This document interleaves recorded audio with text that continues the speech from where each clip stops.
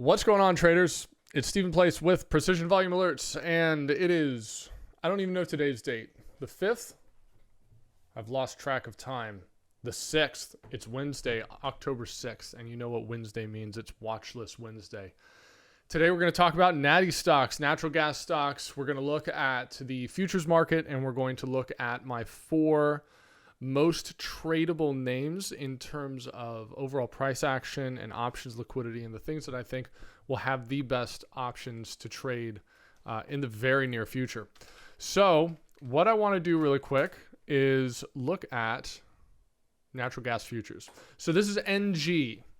Now, if you've traded commodity futures at all, odds are you've gotten smoked on the short side of natural gas. This is one of the squeeziest instruments out there. We've seen a run, the lows back in June of last year at $1.40 all the way up to $6.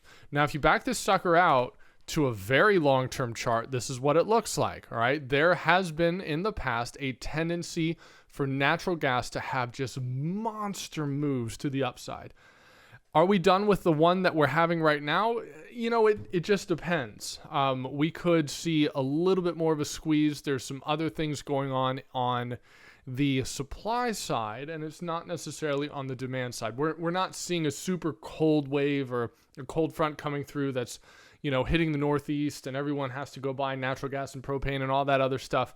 This feels more like it's on the supply side where it's very similar to lumber. Right? If we take a look at lumber futures, where they traded this year, we saw a push, and this is random length lumber futures from $300 to $1,600 with a full round trip after that. And it wasn't that we ran out of wood, it's that we ran out of processing capability to turn raw timber into lumber. Okay, so it may be something very similar where we just don't necessarily have the production and refining capacity to bring a lot of supply online right now. So that's the narrative. That's what we're seeing. You combine that with the potential for more spending from the U.S. government, as well as shifts with respect to inflation and rates and all that other stuff. And that's how you get this kind of move. Do I think this is a short? No, unless you really know what you're doing, you should absolutely stay away from natural gas futures. There was a time back in 2018 during the last spike where there was a managed options firm that blew out all their accounts by shorting calls into that kind of move. So you just want to make sure you don't go absolutely crazy. If you do want to short this, you can look at UNG, which it's close enough for what we want to do as retail traders. There is some contango and very similar to USO that could be a little bit more of a risk. But if you're looking to short and fade this, UNG puts are probably your best bet, and odds are you're going to get run over anyway. So just make sure your position size is good enough. In terms of squeezes, we're looking at natural gas futures in the U.S. All right. And, it's very similar. If you look at CL futures, light sweet crude, they accept delivery in Cushing, Oklahoma.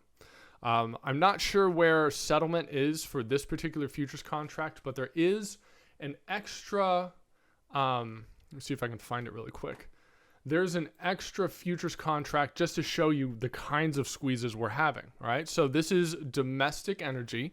And then if we look at GWM, this is the natural gas futures market for the UK. And this is going absolutely bonkers to the upside. Again, it's not that we ran out of natural gas, it's that we can't get it supplied to refineries and everything else. So it's at $300 from a low of, let's just say the base right here was about $60. So it's about a 5x move over the course of a very short amount of time. So the energy markets are breaking a little bit. I'm not surprised that this is happening. Remember back in 2020, crude oil went to -7, and then into settlement, it went to -40 because we just ran out of capacity in Cushing, Oklahoma. This feels like a very similar structural mechanic going on. Okay, so there are companies that do benefit from rising energy prices. They're called energy stocks. I know it's really confusing with all those different names, and we'll just take a look at my favorite ones. So really quick, just a quick and simple way to look at energy stocks is XLE. This is going to be large cap integrated oil and gas. So Exxon, Chevron, and Conoco make up for about 50% of the weighting right here. You can tell it's had a nice move, but it's nowhere, it's not a massive move to the upside. And that's because, if you look at ExxonMobil, it has exposure in both crude and natural gas, right? So there are some names that are a little bit more concentrated towards this run in natural gas. So my favorite trader right now on the large cap side of things is going to be Conoco. Just a strong move, nice relative strength. It's seeing a bit of a failed move to the downside today, so the squeeze is still on in these names. I am going to eventually look at aggressively fading this by way of puts. We're just not there yet. We haven't seen enough distribution, and we really haven't gone parabolic enough.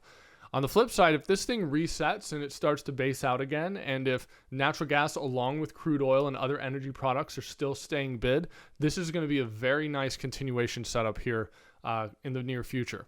The next up is going to be Cabot, COG. And the same thing here. All I'm doing right now is I'm looking at the strongest runners during this rally in natural gas over the past month and saying, okay, are there going to be some good trading opportunities in them? So Cabot has seen a push into, and it's very close to a high volume node right around 23.5. It did fill this gap from July 2019, so that's holding up okay. But if you back this out over a longer term, it just really hasn't. It's been a lot of chop. Okay, so this, in my opinion, this has higher reversion capacity right now for a decent pull back into $20 a share. Again, it's not super extended from the averages, so it's just a little bit more of a tough trade. You may want to consider, if you do want to buy puts, you may want to consider put spreads or put calendars as a way to basically capture some time decay with it. Next up, you've got Devon, and this is one that, this is the runner right now. It had a very nice basin break above 27. From 27, it's gone to about $40 a share. So that's a 13-point move, originally on a $27 stock. So that's a 50% run over the course of about 2 to 3 weeks. All right, so it is very extended right here. I wouldn't be surprised if we did see a little bit of a rug pull if natural gas does roll over. So we're getting to the point, you've got Conoco. Conoco is probably not going to have a massive shakeout just because it has a little bit more diversification in it, because it also does crude oil production, I'm pretty sure. Okay, I'd have to double check that. But Devon is quite extended. I wouldn't look at it just yet in terms of a short unless we get one more push. And I'd like to see $42, maybe $43 a share as it comes into this this zone right here. From the last time we were back up there, we found some pretty aggressive sellers. That was July of 2018. So any push into that, you can absolutely consider a fade. Next up is LNG. And this is the last one for today. This is at all-time highs, I'm pretty sure. Yeah, this is going back to 2010. It is, it's not extended right now. And what I would like to see is some kind of a consolidative pattern built out over the course of a couple weeks. So here's the ideal scenario. If you want to be bullish on these names, you want to see a pretty decent reset in natural gas, but you want to see a floor established as we head into the winter season. If that does start to happen, a lot of these names, they'll reset, they'll start to base out. You'll find strong hands continuing to hold this stock and not selling into any further weakness. If that does happen, you're going to have some very clear consolidative patterns where price was accepted at higher prices, and that's where you get the next leg higher. Okay, so that's how I'm looking to trade it. It's not an easy fade right here. I think natural gas is getting close to a fade, but it's going to be easier to play some of these energy companies compared to just shorting the commodity straight up due to the risk reward profile of getting absolutely truck sticked on those short squeezes in Natty. Okay, so we looked at Conoco, Cabot, Devon, and LNG. Those are my 4 favorite traders right now. That's all I've got for this Watch List Wednesday. I'll see you again next week where we're going to take a look at another hot sector for some trade opportunities there. That's it. Take it easy, everyone. Have a great day.